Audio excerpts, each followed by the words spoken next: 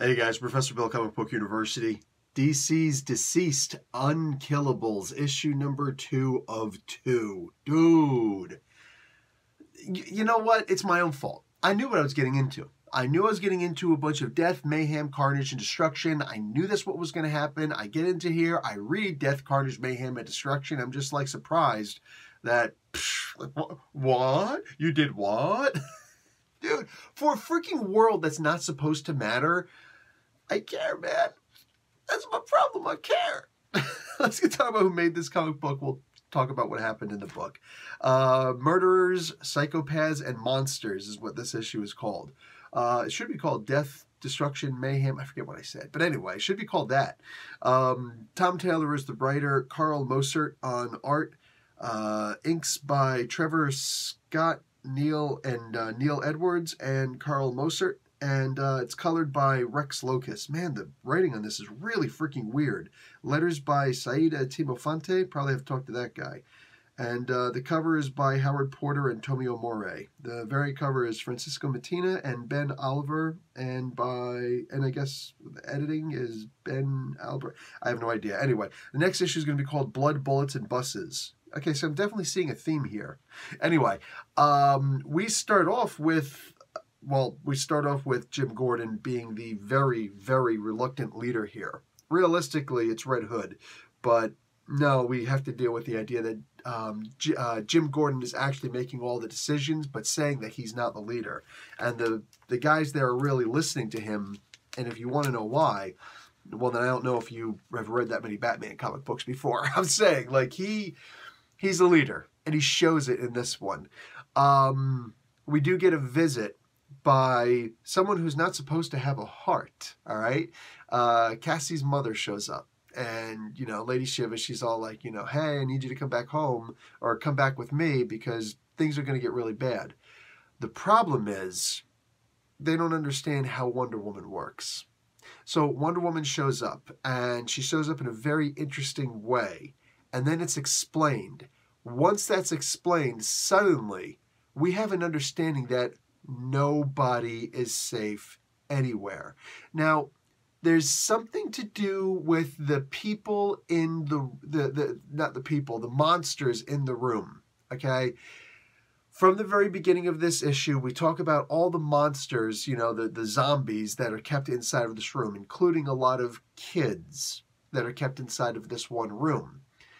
And there's always the issue, no, we're not going to kill these things because we're safe from them for right now, but, we're going to keep them in there because these are kids and I don't want to go and kill kids.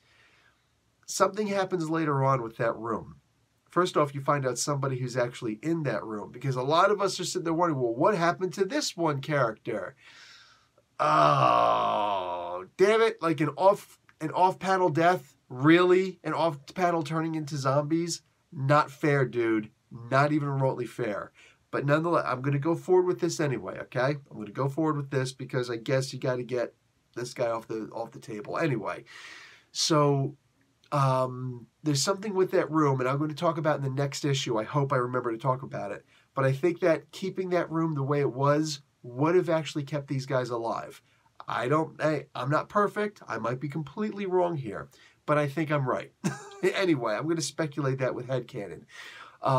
There has to be a joining of villains and heroes. Because remember, this is technically the villains here, so not everybody's necessarily a hero in this, right? Everybody's got some red in their ledger, so to speak, to quote a little bit of Black Widow, right? But nonetheless, this is the heroes and the villains kind of hanging out with each other and seeing what they can do to help each other out. And there's also a lot of betrayal in the very beginning of this, which I guess we should have expected it. The trick is, somebody in here has the ability to see glimpses of the future, and she does. Yeah, there's some straight badassery in this book, man. I'm not going to lie. This was a sick, sick book. So again, you've got the idea that this is an Elseworlds type concept, and anything can happen, and anything does, and everything does. But all that being said, you can actually start to feel like you feel team building, you feel relationship building, which otherwise, for the most part, isn't going to happen mainstream in the other books because you just can't. But when your choices are limited, you suddenly realize that, well, choices are limited. And people who otherwise we probably never would have seen get together in the comic books, get together in these comic books. And we get to therefore speculate, well, what if in the regular comic books, and that's what Elseworlds are supposed to be all about. What if? And I love it. I love it. Tom Taylor is both evil and blessed for making these books, man. This is a great, like, I feel like they should all just come out during Halloween, right? But anyway, this is a really great pastime where you don't have to worry about continuity except with yourself. It's a great way to just start doing some amazing freaking storytelling with some pretty damn wicked art. Where you're actually just enjoying a comic book for a comic book. You're not worried about continuity. You're not worried about this, that, or the other thing. You're worried about the characters themselves. And don't worry, you won't have long to worry for them because there's a lot of dying in here. Anyway, guys, also,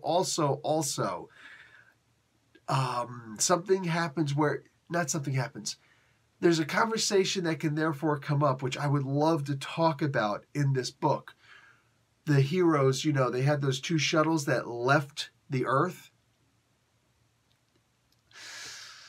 And you get to realize how selfish that was. Maybe it was important. You got to save who you can. But, you know, these guys were in Gotham too, and they had no opportunity to get to that shuttle. So you wonder how many other groups of people are stuck someplace, and they would love to also be able to get off of the Earth. But they can't because these guys were in Gotham and one of those 2 shuttles left from Gotham. And there's this sense of hopelessness and dread mixed with trying to make hope. Because remember, there are kids here too. Damn, dude. This is, yeah. Tom Taylor's a very talented evil person. That's all I'm going to say.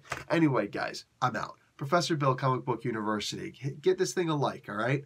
Class dismissed. Threw myself off and everything.